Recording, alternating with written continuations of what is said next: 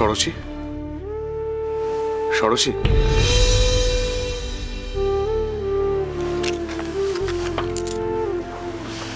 কখন এলে? এই তো একটু আগে এলাম।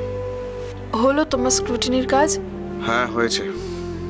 ম্যাডাম কাজটা দিলে তো আর না করতে পারি না। আর এই কাজটা খুবই বোরিং। এই খাতা দেখা, তুমি বছর পর বছর এটা কি করে করছো বলো তো? আমার তো বেশ ভালোই লাগে। আমি যা পড়াচ্ছি সেটা ছাত্রীরা বুঝতে পারছে কিনা জানতে ইচ্ছে করে না বলো? আমি যখন দেখি যে আমি যা শিখিয়েছি সেটা আরো সুন্দর করে লিখেছে, তখন খুব আনন্দ হয়। আর এর উল্টোটাও তো হয়, সে কথা বলো।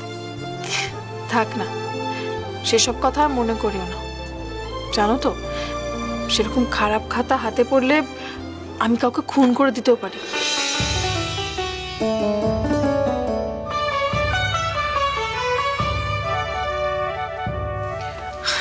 যাই, আমি ডিনারের ব্যবস্থাটা করি। বলছি ষোড়শী, তোমার সাথে না আমার একটা কথা ছিল।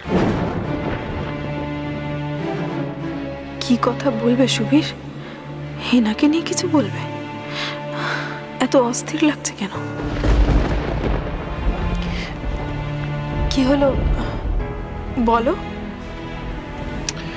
আচ্ছা ষোড়শী, আমি যদি অধ্যাপনা ছেড়ে দিই তুমি কি আমার উপর রাগ করবে? রাগ করবো কিনা তার আগে আমাকে জানতে হবে তুমি অধ্যাপনা ছেড়ে কি করবে।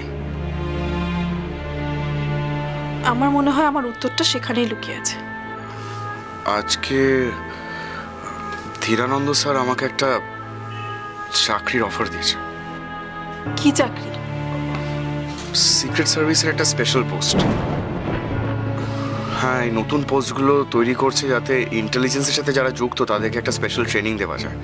এরকম 2-3টে সেন্টার তৈরি হচ্ছে, সিমলায় একটা, কোচিনে একটা, আরও এরকম কিছু কিছু জায়গায় হচ্ছে। তার মানে এই চাকরি নিলে তোমাকে কলকাতা ছাড়তে হবে, তাই তো?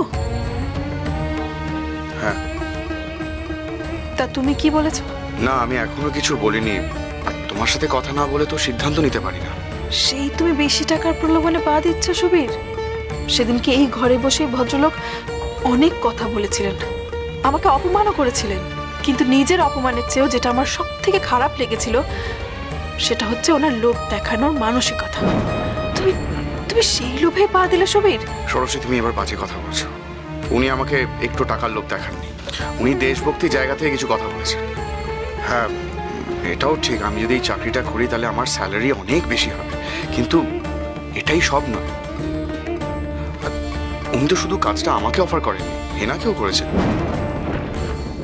বাহ, চমৎকার। তাহলে এই ব্যাপার? এই ব্যাপার মানে তুমি কি বলতে চাইছো? আমি কি বলতে চাইছি তুমি বুঝতে পারছো না? উনি তোমাকে আর হেনাকে একসাথে এই চাকরির প্রস্তাব দিয়েছেন। তার মানে উনি তোমাদের দুজনকে একসাথে কলকাতা থেকে দূরে পাঠাতে চাইছেন। সুবীর, আমার থেকে দূরে পাঠাতে চাইছেন। এটা একটা বড় পরিকল্পনা। ষোড়শী, are you out of your mind? এসব কি বলে যাচ্ছ তুমি? আমি ভুল কি বলেছি? তোমরা দুজনেই যদি এই চাকরিটা নাও তাহলে দুজনেই একসঙ্গে তোমরা কলকাতা ছাড়বে। হ্যাঁ, একসাথে কলকাতা ছাড়বো ঠিকই, কিন্তু একসাথে দুজনে কাজ করব না। ও করবে অন্য জায়গায়, আমি করবো অন্য জায়গায়। দুজন সাইকোলজিস্ট একই সেন্টারে থাকবে না। ষোড়শী, তোমার এই কথাগুলো কেন মনে হচ্ছে?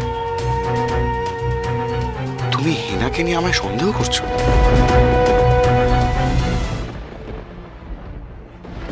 পশুর 3 ভুবনের পারে, সোম থেকে শনি সন্ধ্যে 7:30টায় আকাশ আটে।